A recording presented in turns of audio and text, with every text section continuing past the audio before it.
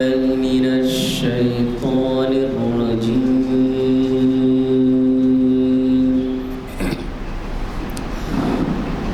بسم الله الرحمن الرحيم.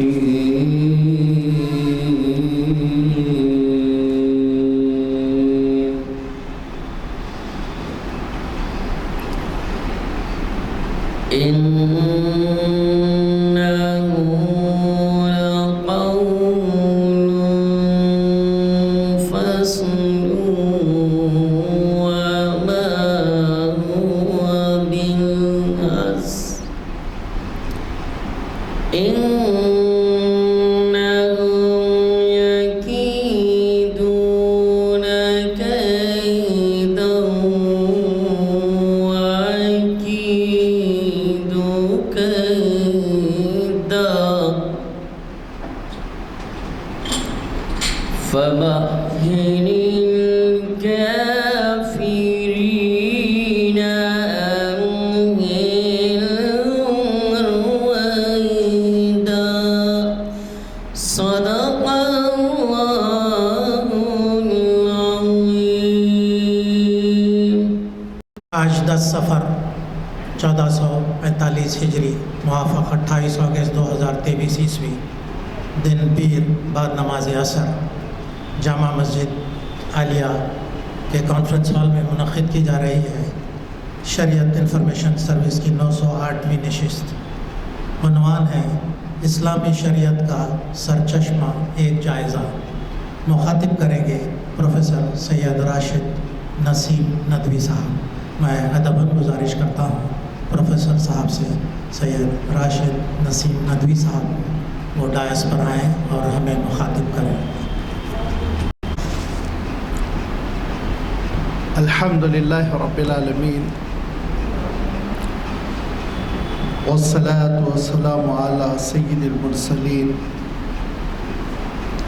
وعلی آلہ واصحابہ اجمعین. اما بعد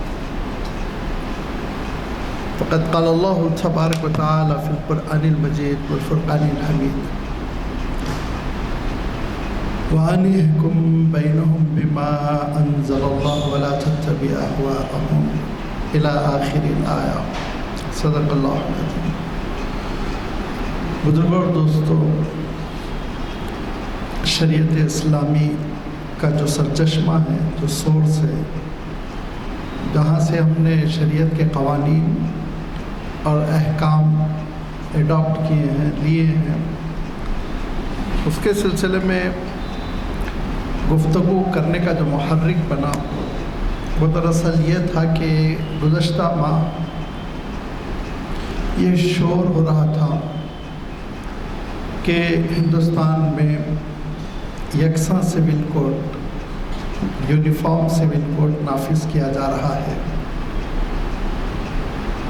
لوگ کہہ رہے تھے آنے والے پارلیمنٹ کے سیشن میں یہ بل پاس ہوگا. حالانکہ یہ ایک بندر پھبکی تھی، مسلمانوں کو ڈرانا تو کم، لیکن بہرحال جو اسلامی فوبیا ہے اس بنیاد پر اپنی قوم کو متحد کرنا ان کا مقصد تھا.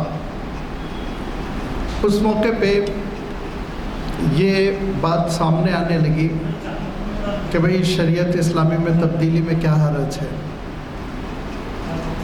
میڈیا نے اس بات کو اس طور پر پیش کیا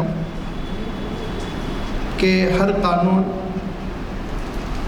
ایک مدت بعد آؤٹ آف ڈیٹڈ ہو جاتا ہے، اس کو اپڈیٹ کرنے میں کوئی حرج نہیں،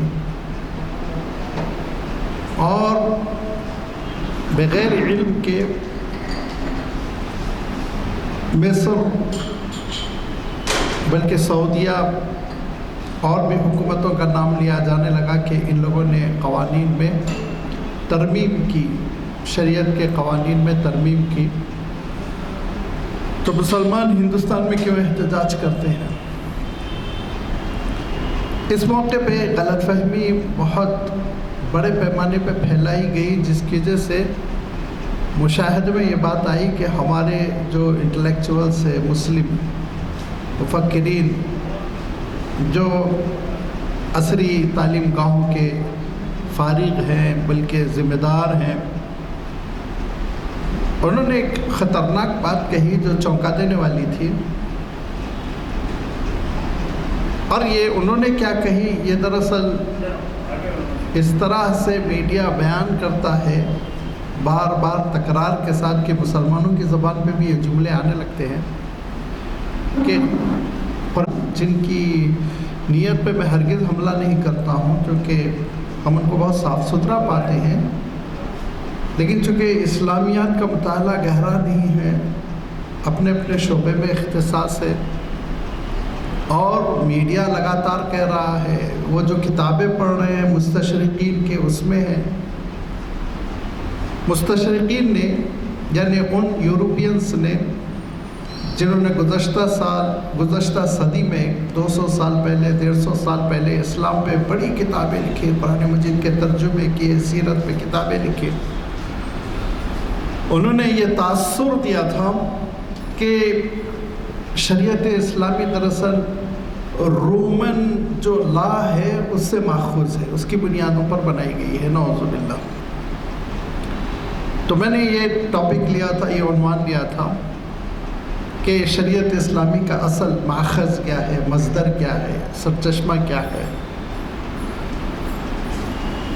اور جب گزشتہ ماہ آنے کی تیاری کر رہا تھا کہ اچانک موسلا دھار بارش شروع ہوئی، میں یونیورسٹی میں پھنسا ہوا تھا، اتفاقاً نہ میرے پاس گاڑی تھی نہ گاڑی چلانے والے تھے، ڈرائیور صاحب بھی نہیں تھے، گاڑی بھی نہیں تھی، اور بارش اتنی تیز ہو رہی تھی کہ باہر نکل کر آٹو لینا بھی مشکل ہو رہا تھا۔ تو پھر میں ایڈوکیٹ صاحب سے میں نے رابطہ کیا اور معذرت کی، تو انہوں نے کہا کہ نہیں، آپ کا عذر معقول ہے، میں منتظمین کو اطلاع دیتا ہوں۔ تو 1 مہینے کے لیے وہ گفتگو ٹل گئی، لیکن اللہ تعالیٰ کا کرنا یہ ہوا کہ گفتگو ٹلی۔ اس سے کہیں اچھی بات یہ ہے کہ مکاروں کی فکر بھی ٹل گئی۔ وہ جو کرنا چاہتے تھے یکساں سول کوڈ کی بات، ان کو خود ایسی پریشانیوں کا سامنا کرنا پڑا، اور ان کی یہ تجویز ان کے حلق کا ایسا کانٹا بنی کہ اس کو نہ اگلتے چین نہ نگلتے چین، لہذا بہت خاموشی سے انہوں نے اس موضوع کو چھیڑنا ہی چھوڑ دیا، بالکل خاموشی اختیار کر لی۔ اب اس پہ گفتگو نہیں کرتے۔ اب مجھے یہ پتہ نہیں کہ پارلیمنٹ کا اجلاس ابھی باقی ہے یا ختم بھی ہو گیا، لیکن یہ بل لانے کی انہوں نے ہمت نہیں کی، کیونکہ خود ان کے اپنے طبقات کہہ لیجیے یا ان کے مذہب کے ماننے والوں کے جو مختلف گروپس ہیں، انہوں نے اتنی مخالفتیں کی کہ الحمدللہ مسلمانوں کو میدان کار میں آنے کی ضرورت ہی نہیں پڑی، اگرچہ ہمارے بھائی جذباتی ہو کر کیل کانٹے سے لیس ہو کے جنگ میں اترنے کے لیے تیار تھے، جو حکمت عملی کے خلاف ہوتا ہے کہ بہت سی چیزوں میں دوسروں کو آگے بڑھا دینا چاہیے۔ کوئی ضروری نہیں کہ ہر معرکہ ہم ہی سر کریں، لیکن ہماری جوشیلی قیادت اس مسئلے کو سوچ ہی نہیں پاتی، یا ان کی قیادت کا مسئلہ ہے، وہ قیادت کا فائدہ ہے، اسی لیے وہ یہی کام انہوں نے بابری مسجد کے سلسلے میں کیا۔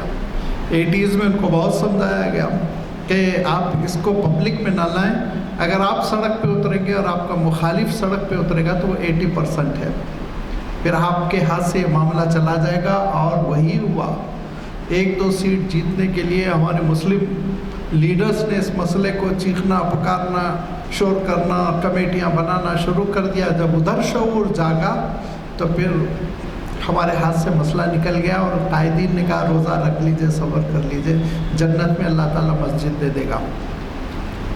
حکمت عملی بہت بڑی چیز ہوتی ہے، وقت نہیں ہے، ورنہ اللہ رسول صلی اللہ علیہ وسلم نے غزوہ خندق میں جو حکمت عملی اپنائی، اور مکے کے ایک صاحب آ کر جو اسلام قبول کیا، تو آپ نے ان کو جو ڈیوٹی دی، ذمہ داری دی، یہ سیرت پڑھنے سے ہم کو ایک شعور ملتا ہے۔ اللہ کا لاکھ لاکھ شکر ہے، جھگڑا ختم ہو گیا ہے، اب یکساں سول کوڈ کا کوئی مسئلہ اٹھنے والا نہیں نظر آتا مجھے، بظاہر اللہ تعالیٰ ہم سب کی حفاظت فرمائے۔ لیکن یہ مسئلہ چونکہ اٹھ چکا تھا، اسی لیے میں سوچا اس پہ گفتگو میں کر لوں کہ شریعت اسلامی، جو شریعت اسلامی کے قوانین ہیں، ابھی ہم جو پرسن اللہ کے نام سے جانتے ہیں کہ خاندانی جو قوانین رہ گئے ہیں، نکاح، طلاق، میراث، وراثت اور بھی اس طرح کی چیزیں جو خاندان کے حد تک ہوتی ہیں، ان کو پرسنل لا کا نام دیا گیا ہے انگلش میں۔ یہ آئلی قوانین یا پھر ملکی قوانین یا پھر تعزیرات کے قوانین جس میں سزائیں ہوتی ہیں، کرمنل لا جس کو کہا جاتا ہے، جو بھی قانون کی چیزیں ہوتی ہیں، یاد رکھیے یہ سارے کے سارے قوانین، اس کا سب سے پہلا سرچشمہ کتاب اللہ ہے، قرآن مجید ہے۔ یہ کوئی رومن امپائر سے، رومن لا سے نہیں لیا گیا ہے، یہ کوئی فلسفوں سے اور یہ کوئی قانون دانوں کی حکمت خیالی سے نہیں حاصل کیا گیا، یہ اللہ تعالیٰ کی کتاب کا نچوڑ ہے۔ کہنے کو تو قرآن مجید میں 500 آیات احکام ہیں، لیکن یاد رکھیے ہر آیت اپنے اندر کچھ نہ کچھ حکم کو پنہا رکھتی ہے، غور و فکر کی ضرورت ہوتی ہے۔ امام احمد ابن حنبل رحمۃ اللہ علیہ کے گھر امام شافعی تشریف لائے تو امام احمد ابن حنبل رحمۃ اللہ علیہ نے اپنے فرزند سے کہا، عبداللہ ابن احمد ابن حنبل سے کہا کہ بیٹے خیال رکھنا، رات میں اٹھیں گے، تہجد پڑھیں گے۔ تو زمانے میں نل لگے ہوئے نہیں تھے نا، واش روم فوراً وہیں وضو کر لیا، نماز پڑھ لی، پانی کنویں سے نکالنا پڑتا، کہیں جانا پڑتا، اندھیرا ٹٹولنا۔ تو کہا بیٹے خیال رکھنا، رات میں استاذ محترم تہجد پڑھیں گے تو پانی آنے کا انتظام کرنا۔ صبح امام صاحب کے فرزند امام صاحب سے کہنے لگے، ابا آپ کے استاد تو تہجد پڑھتے ہی نہیں۔ تو کہا ایسا نہیں ہو سکتا ہے، یہ رائے تم کیوں دے رہے ہو؟ تو احمد ابن حنبل نے کہا، انہوں نے یہ کہا کہ میں نے وضو کے لیے لوٹا بھر کے پانی رکھا تھا، وہ جیسے کا ویسا ہے، وضو کیے ہی نہیں، رات میں تہجد کہاں سے پڑھیں گے؟ کہا بیٹے ایسا نہیں، یہ امام شافعی ہے، یہ بہت بڑی چیز ہے، تھوڑی دیر ٹھہرو۔ فجر وجر ہو گئی، اشراق کے وقت ناشتے واشتے کے ساتھ بیٹھے اپنے بیٹے کو لے کر اور کہا کہ حضرت رات کیسے گزری، آرام سے نیند آ گئی تھی؟ کہا نہیں، کہا سو نہیں پایا 1 منٹ بھی، کیونکہ میرے ذہن میں ایک آیت تھی اور اس سے میں نے 113 مسائل کا استنباط کیا۔ میرے ذہن میں ایک آیت آ گئی تھی اور اس سے میں نے رات بھر میں 113 مسائل کا استنباط کیا۔ تو کہنے کو 500 آیتیں احکام ہیں، لیکن ہر آیت اپنے اندر احکام کو لیے ہوئے 20 احکام ہیں، ہمارا اور آپ کا ذہن نہیں چاہتا۔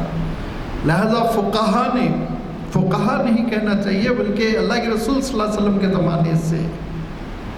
اسی لیے اللہ کے رسول صلی اللہ علیہ وسلم فرماتے تھے کہ دیکھو 2 سورس ہے جس کو تھامے رہنا، اللہ کی کتاب اور میری سنت، کتاب اللہ و سنت و رسول اللہ، یہ 2 تمہارے اہم ترین سرچشمے ہیں قانون کے، ان کو تھامے رکھنا۔ اور یہی نہیں کہ اللہ کے رسول صلی اللہ علیہ وسلم نے جب یمن کی جانب اپنے نمائندے کو جج بنا کر بھیجا، قاضی بنا کر بھیجا، اور وہ نمائندہ بھی کیسا نمائندہ تھا؟ وہ حضرت معاذ بن جبل رضی اللہ تعالیٰ عنہ تھے، جن کے بارے میں خود اللہ کے رسول صلی اللہ علیہ وسلم نے فرمایا، اے معاذ میں تم سے محبت کرتا ہوں، فرمایا یا معاذ انی احبک۔ تو حضرت معاذ کہتے ہیں، حالانکہ بہت کم عمر تھے وہ، حضرت معاذ کہتے ہیں اللہ کے رسول میں بھی آپ سے بہت محبت کرتا ہوں۔ ہم سب الحمدللہ حب رسول رکھتے ہیں، اسلام ایمان کا تقاضا ہے، لیکن سوچئے کسی امتی کو یہ خوشخبری مل جائے کہ رسول اس سے محبت کرتا ہے، اس سے بڑھ کے کیا مقام ہو سکتا ہے؟ بڑے جلیل القدر صحابی، انتہائی خوبصورت، 18 سال کے تھے، ایمان قبول کیا، مکہ مکرمہ آئے مدینے سے، اصل وہ مدنی ہے، خزرج قبیلے کے، لیکن آپ صلی اللہ علیہ وسلم کی خدمت میں آئے اور اسلام قبول کیا۔ اللہ کے رسول صلی اللہ علیہ وسلم نے ان کو داعی بنا کے بھیجا۔ 1 سال بعد ہجرت ہوئی، اللہ کے رسول صلی اللہ علیہ وسلم سے سارا دین سیکھتے رہے۔ قرآن پاک میں اللہ تعالیٰ نے آپ کا وہ سینہ کھول دیا تھا کہ اللہ کے رسول صلی اللہ علیہ وسلم جن 4 لوگوں کے بارے میں کہتے تھے کہ علوم قرآن ان سے حاصل کرو، اس میں ہمیشہ حضرت معاذ بن جبل کا ذکر کرتے ہیں۔ یہ حضرت معاذ بن جبل رضی اللہ تعالیٰ عنہ، جن کے سلسلے میں حضرت عمر نے تو ایک ایسی بات ارشاد فرمائی، فرمایا اگر میرے بعد معاذ خلیفہ بن جائے تو پھر میں سمجھتا ہوں کہ اللہ تعالیٰ کے پاس میں بری رہوں گا، مطمئن ہو جاؤں گا۔ لوگوں نے پوچھا اتنا اطمینان کیوں؟ فرمایا میں نے ایک بار اللہ کے رسول صلی اللہ علیہ وسلم کو یہ کہتے ہوئے سنا تھا، یہ فرماتے ہوئے سنا تھا کہ میدان حشر میں علماء کی جماعت کے سربراہ معاذ بن جبل ہوں گے۔ میدان حشر میں علماء کی جماعت کے سربراہ حضرت معاذ بن جبل، اور یہی نہیں، اللہ کے رسول صلی اللہ علیہ وسلم نے جن چند لوگوں کو فتویٰ دینے کی اجازت دی تھی ان میں حضرت معاذ بھی تھے، لہذا حضرت معاذ کا سلیکشن ہوا قاضی کی حیثیت سے۔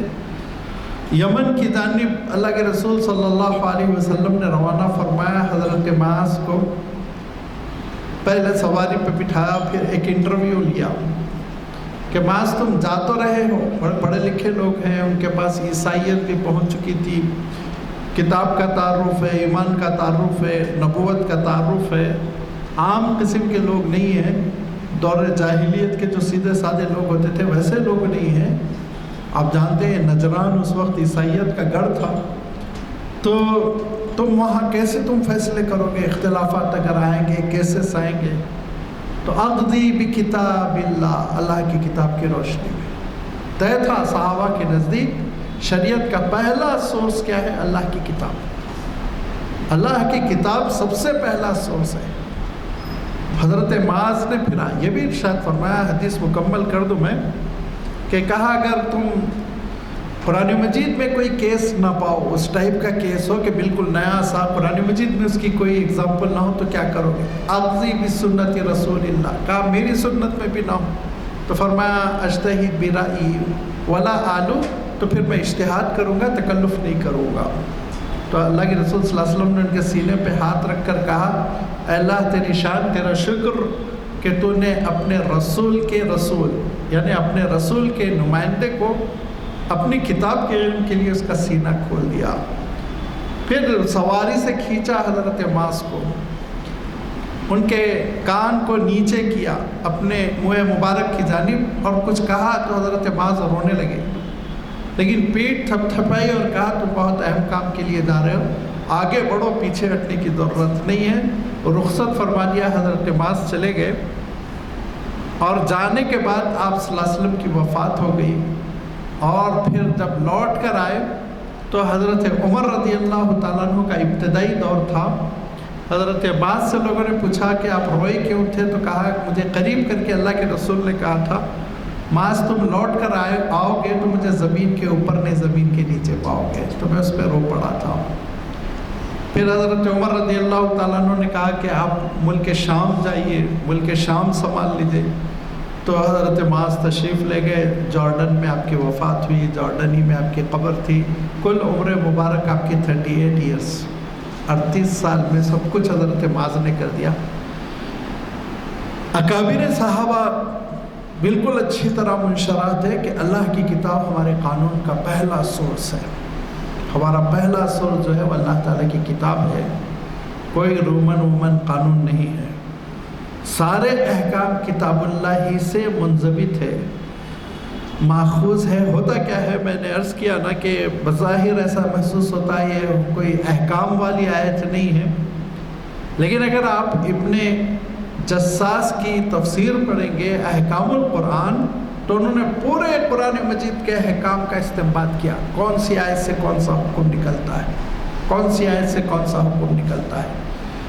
فقہا نے بھی یہ خدمت انجام دی، صحابہ نے بھی، ائمہ نے بھی، اور اس سے یہ پتہ چلا کہ اللہ تعالیٰ کی کتاب ہے، اور اسی کو اللہ تعالیٰ نے یہ کہا تھا ان احکم بما انزل اللہ لکل جعلنا منکم شرعۃ ومنہاجا، سب کو شریعت دی گئی۔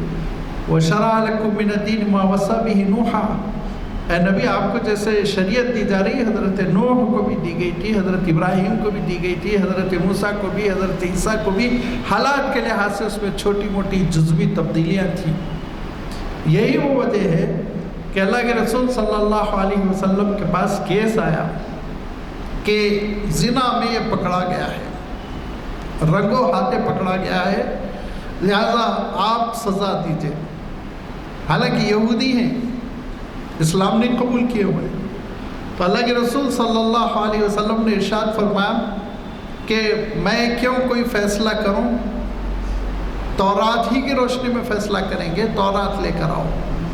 تو تورات کا عالم لے کر آیا، عبرانی میں وہ پڑھا اور اس نے حکم بتایا کہ تورات بھی یہ ہے کہ اس شخص کے منہ پہ کالک پھیر دی جائے اور کالک لیپنے کے بعد اس کو پورے شہر میں گدھے پہ بٹھا کے گشت کرا دیا جائے. تو اللہ کے رسول صلی اللہ علیہ وسلم نے ایک صحابی سے کہا جو عبرانی جانتے تھے، یہ شخص جو انگلی رکھ کے پڑھ رہا ہے ایسے، اس کی انگلی ہٹاؤ اور اس کے نیچے جو عبارت ہے وہ پڑھو. جب انگلی ہٹا کر عبارت پڑھی گئی تو اس میں یہ لکھا تھا کہ اس کو پتھر مار مار کے رجم بھی کر دینا. تو تورات میں رجم کا حکم ہے، تورات میں رجم کا حکم تھا زنا کے سلسلے میں. تو اللہ کی ساری کتابوں میں احکام تھے، بنیادی احکام تھے، جزوی احکام میں تبدیلی ہوتی رہی. اور ایک جگہ تو اللہ تعالیٰ نے خود کلیئر ارشاد فرمایا من اجل ذالک کتبنا علی بنی اسرائیل انہ من قتل نفسا بغیر نفس و فساد فی الارض فکانما قتل الناس جميعا. قصاص کا حکم بھی تورات میں تھا. تو یہ سارے احکام یہ کیا ہے؟ یہ اللہ کی جانب سے نازل شدہ ہے. اور اسی کی تاکید کرتے ہوئے اللہ تعالیٰ نے ارشاد فرمایا کہ وَلْيَحْكُمْ أَهْلُ الْإِنْجِيلِ بِمَا أَنزَلَ اللَّهُ. انجیل والوں کو چاہیے کہ اللہ تعالیٰ نے جو نازل کیا تھا اس کی بنیاد پہ زندگی بسر کرتے ہیں. تورات والوں کو چاہیے تھا کہ اللہ تعالیٰ نے جو کچھ نازل کیا اس کی روشنی میں زندگی بسر کرتے، وہ احکام نافذ کرتے. اور اے مسلمانوں، تمہاری بھی ذمہ داری ہے کہ تو جو کچھ اللہ تعالیٰ تم پر، تمہارے رسول پر نازل فرما رہا ہے اس کی روشنی میں زندگی بسر کرو، ورنہ تمہارا حشر بھی وہی ہوگا جو پچھلی امتوں کا ہوا. یہی وہ وجہ تھی کہ اس امت نے احکام کا استنباط کتاب اللہ سے کیا. اللہ تعالیٰ کی کتاب سے استدلال کیا گیا اور اسی کی روشنی میں قانون مدون ہوا. اسی کی روشنی میں وہ قانون مدون ہوا جو عرصہ دراز سے اسلامی مملکت میں چلا آ رہا ہے. اب جیسے کہ حضرت معاذ نے کہا کہ اگر کوئی اگزامپل کسی قانون کے لیے کتاب اللہ میں نہیں مل رہی ہے تو اللہ کے رسول صلی اللہ علیہ وسلم کے ارشادات میں تلاش کیا گیا. اور اگر کوئی ایسا نیا کیس ہے بالکل جس کا اگزامپل نہ قرآن مجید میں مل رہا ہے نہ آپ صلی اللہ علیہ وسلم کے فیصلوں میں مل رہا ہے، تو پھر ایسی صورت میں فقہا نے اجتہاد کیا، جس کے معنی یہ ہوتے ہیں کہ جو علت ہوتی ہے، ریزن جس کی وجہ سے جو حکم جاری کیا گیا، اس ریزن کو پکڑتے ہیں. اس ریزن کو پکڑ کر کتاب اللہ میں اور سنت رسول اللہ میں تلاش کرتے ہیں کہ اس وجہ پہ کیا حکم جاری کیا گیا ہے، اور پھر اس کے بعد اجتہاد کر کے فتویٰ دیا جاتا ہے. اس وجہ سے اجتہادی مسائل میں تبدیلی ہوتی رہی. یہ جو دھوکہ دیا جاتا ہے نا، مصر میں تبدیلی ہو گئی، سعودی عرب میں تبدیلی ہو گئی، الجزائر میں تبدیلی ہو گئی، نئے قوانین بنے ہیں، وہاں کی پارلیمنٹ نے نئے قوانین منظور کر دیے. انڈین مسلمز کیوں احتجاج؟ ارے تبدیلی نہیں ہو رہی ہے بھائی. وہاں پر جو مجتہد فی مسائل ہیں، یہ دونوں ٹیکنیکل اصطلاحیں ہیں، منصوص علیہ مسائل اور مجتہد فی مسائل. منصوص علیہ مسائل یعنی جو نص سے ثابت ہے اس میں تبدیلی بڑے سے بڑا عالم، عابد، مفتی، امام کوئی نہیں کر سکتا. جب اللہ تعالیٰ نے اور اللہ کے رسول صلی اللہ علیہ وسلم نے مسئلے کو بیان کر دیا تو پھر ہم تبدیلی کے مجاز ہے ہی نہیں. جو مسئلے ایسے ہیں جو نتنے ہیں، حالات کے تقاضوں کی وجہ سے پیش آتے رہتے ہیں، ان کے سلسلے میں غور و فکر کرتے ہوئے اور کتاب و سنت کی دلائل کو سامنے رکھتے ہوئے رائے دینا، یہ ہوتا ہے مجتہد فی مسائل، یعنی وہ مسائل جس میں اجتہاد کیا گیا، علماء نے محنت کر کے اس کا حکم بیان کیا. اللہ کے رسول صلی اللہ علیہ وسلم کے زمانے میں ٹیپ ریکارڈر نہیں تھا، کوئی چیز ریکارڈ نہیں ہوتی تھی. تو اب قرآن مجید کی تلاوت کرنے پر جو تلاوت کر رہا ہے وہ بھی آیت سجدہ پہ پہنچ کر سجدہ کرے، اور جو آیت کو سن رہا ہے سامع بھی سجدہ کرے. یہ حکم ہے.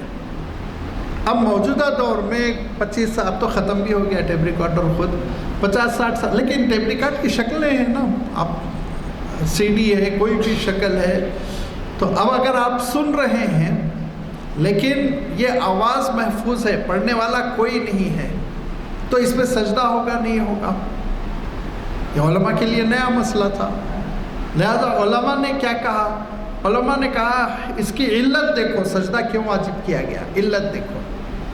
اب علت دیکھی گئی تو قرآن مجید کی ان ساری آیتوں کی جن آیتوں میں سجدے واجب ہوتے ہیں ان میں غور و فکر تدبر کیا گیا تو پتہ چلا یا تو اللہ تعالیٰ نے سجدہ کرنے کا حکم دیا ہے یا پچھلے کسی نبی و رسول یا اللہ کے نیک بندے کے سجدے میں گر جانے کا ذکر ہے۔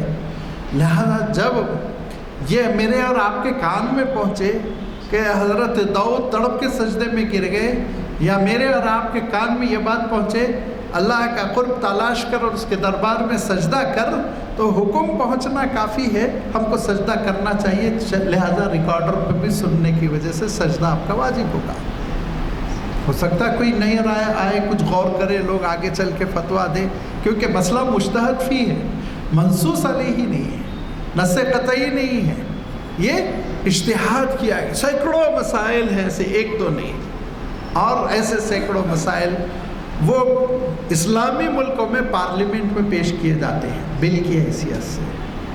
اسلامی ملکوں میں یہ وہاں کی جو علماء کی کمیٹی حکومت کی نگرانی میں، جامعہ الازہر ہے، آپ جانتے ہیں اتنی بڑی یونیورسٹی، ہو سکتا ہے ان کی رائے سے ہم کو اختلاف ہو، ہم اختلاف کر سکتے ہیں، لیکن بہرحال کمیٹی ہے، علماء ہیں، غور کرتے ہیں، غور کرنے کے بعد وہ بل بناتے ہیں، مسودہ بناتے ہیں، اور وہ پارلیمنٹ میں پیش ہوتا ہے، تو یہاں کے لال بھچکڑ یہ سمجھتے ہیں کہ شریعت میں تبدیلی کی گئی، کیونکہ شریعت کا سورس اللہ کی کتاب یا اللہ کے رسول صلی اللہ علیہ وسلم کے ارشادات نہیں ہیں، کوئی ایک قانون ہے جس کو لے کر عباسی دور کی حکومت نے اپنا قانون بنا لیا تھا، نعوذ باللہ، ایسا نہیں ہے۔ یہ ہماری جو شریعت ہے اس کے بارے میں نے ابھی عرض کر دیا کہ شرع لکم من الدین، اللہ تعالیٰ ارشاد فرماتا ہے کہ ہم نے تمہارے لیے قانون سازی کر دی۔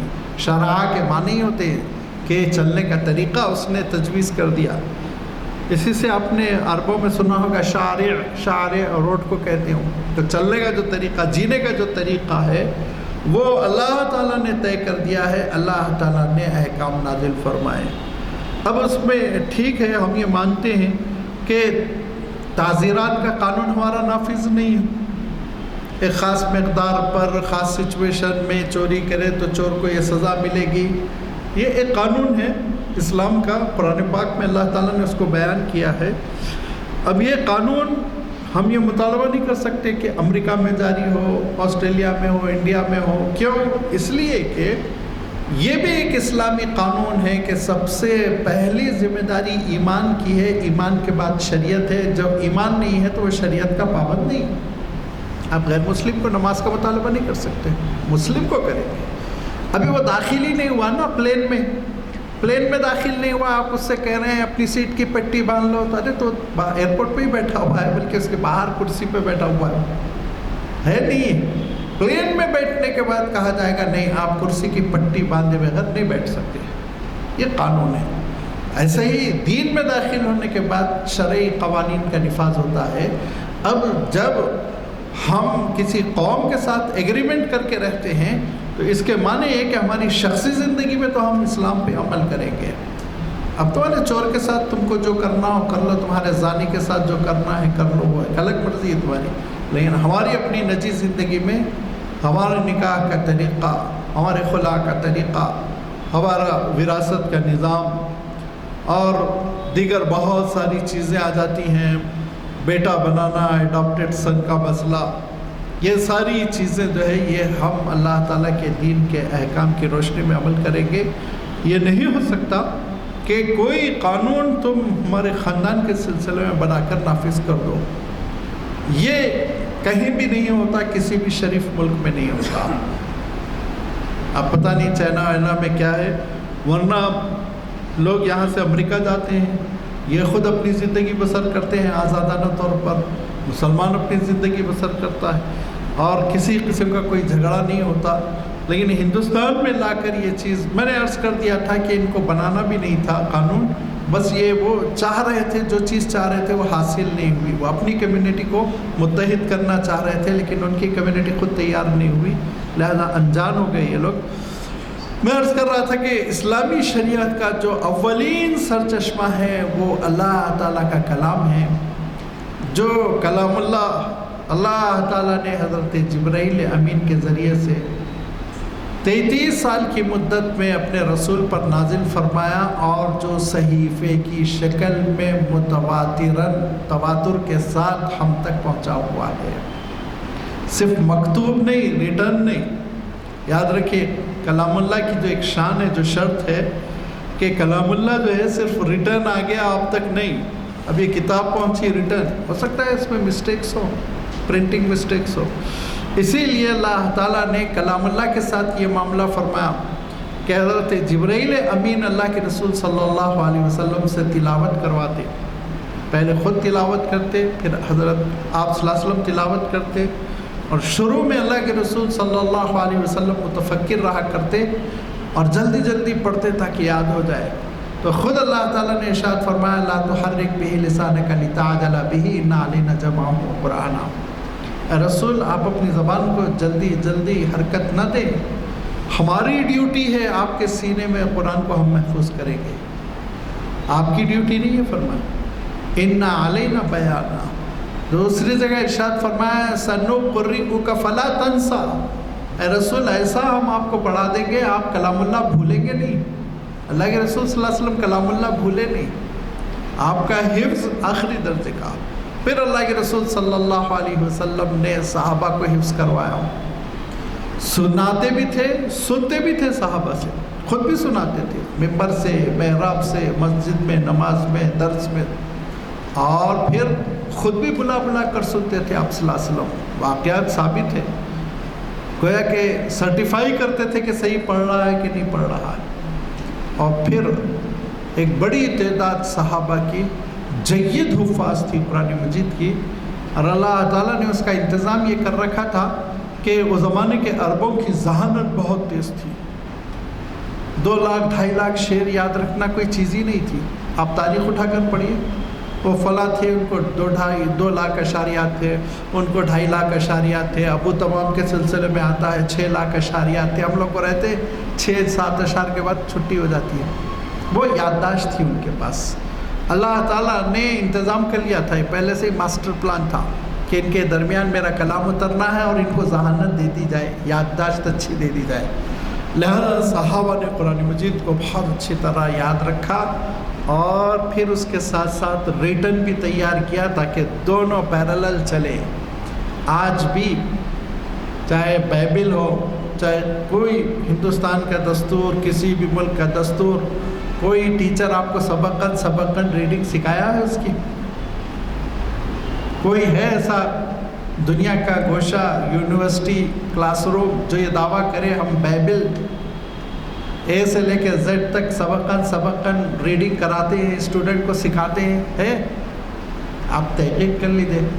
صرف اور صرف یہ قرآن مجید کا معجزہ ہے کہ قرآن مجید سورۃ الفاتحہ سے لے کے والناس تک استاد پڑھاتا ہے، سنتا ہے، یاد دلاتا ہے. آپ نے استاد سے سنا ہوگا، آپ نے استاد کو سنایا ہوگا، سبق لیا ہوگا، سبق کی تیاری کی ہوگی، استاد کے سامنے سنایا ہوگا. قرآن مجید کا ایک دور آپ نے اپنے استاد سے ختم کیا ہوگا، اس دن مٹھائی آئی ہوگی. بسا اوقات لوگ ذرا بڑا فنکشن بھی کر جاتے ہیں، کوئی حرج نہیں کہ ایک بڑی نعمت ملی ہے، تھوڑا سا اظہار نعمت پہ وہ شکر کا اظہار ہو جاتا ہے. تو یہ اللہ تعالیٰ کے کلام کا اعجاز ہے کہ اللہ تعالیٰ نے اس کے حفظ کی یہ ذمہ داری لی کہ اس کی ریڈنگ کی، اس کے تلفظ کی، اس کے اعراب کی، سب کی حفاظت ہوئی، کیونکہ یہ ساری انسانیت کے لیے جہاں ھدی للمتقین ہے وہیں یہ احکام کا سورس بھی ہے. قرآن مجید سے ہم قانون لیتے ہیں. قرآن مجید سرچشمہ ہے شریعت اسلامی کا. قرآن مجید اصل ہے، اوریجنل ہے شریعت اسلامی کا.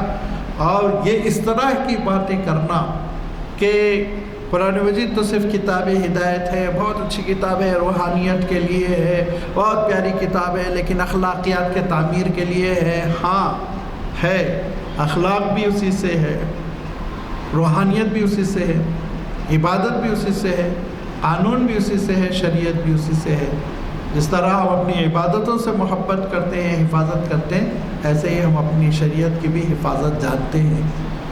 اور اس کا ثبوت اس وقت ملا جب روس کی ریاستیں آزاد ہوئی تو معلوم یہ ہوا کہ ان میں سینکڑوں لوگ حفاظ قرآن ہیں، تو روس نے تو پابندی لگائی تھی، پریشان ہوئے کمیونسٹ کہ یہ حفاظ قرآن کہاں سے نکل رہے ہیں۔ تو آپ کو حیرت ہوگی کہ مصنوعی قبریں بنا رکھی تھی قبرستان میں، اور اندر کلاس روم ہوا کرتی تھی جس میں حافظ صاحب اپنے اسٹوڈنٹس کو لے جا کے قرآن پاک پڑھایا کرتے تھے۔ یہ امت اللہ تعالیٰ کی کتاب کے سلسلے میں بہت سینسٹیو ہے۔ یہ امت اللہ تعالیٰ کی کتاب کی دعوت، تبلیغ اور اس سے قانون کو اخذ کرنا، نچوڑ کر اس کا قانون نکالنا، لینا، یہ سب میں الحمدللہ بہت محتاط ہے۔ اس میں کوئی سازش، کوئی مکاری اور کوئی چال بازی انشاءاللہ رکھنا نہیں ڈال سکے گی۔ ضرورت یہ ہے کہ ہم اپنی تربیت کریں، اپنے نوجوانوں کو بتائیں، اپنے اسکالرس کو بتائیں کہ اللہ تعالیٰ کی کتاب کی کیا اہمیت ہے۔ اللہ تعالیٰ اس حقیقت کو سمجھنے کی توفیق عنایت فرمائے۔ وآخر دعوانا ان الحمدللہ رب العالمین۔ الحمدللہ پروفیسر راشد نسیم ندوی صاحب کا لیکچر سننے کا شرف حاصل ہوا۔ الحمدللہ بہت ہی معلوماتی تھا اور بڑی اچھی باتیں معلوم ہوئی۔ اللہ تعالیٰ ان کے علم میں ترقی دے، برکت دے، اور ہم کو اور مواقع ملے کہ ان کا لیکچر ہم زیادہ سے زیادہ سن کر معلومات میں اپنی اضافہ کریں۔ اللہ سے دعا ہے کہ ہم سب کو توفیق دے، ہدایت دے، جو سنے ہیں اس کو دوسروں تک پہنچائیں، اور جو سمجھیں اس پر عمل کرنے کی کوشش کریں۔ اپن کوشش کرنا ہے، اللہ تعالیٰ کا کام، ہدایت دیتا اللہ تعالیٰ ہے، اور جب اپن نیت کر لیتے ہیں تو یقیناً اس میں کامیابی بھی ہوتی ہے۔ اچھی چیزوں میں ضرور کامیابی ملتی، نیت کا سوال رہتا ہے۔ الحمدللہ بہت ہو، اور اپن لوگ بہت لکی ہیں بھائی، اتنے اہم مقررین اپنے پاس میں آتے ہیں کہ بتا نہیں سکتے، اتنا مصروف آدمی، ایسے قابل آدمی ہم کو ملے ہیں، اور ہم کو ضرور ان سے استفادہ حاصل کرنا چاہیے۔ اللہ تعالیٰ آپ تمام کو صحت و عافیت سے رکھے، خوش و خرم رکھے، اور اسی کے ساتھ میں جلسے کی درخواست کا اعلان فرماتا ہوں اور دعا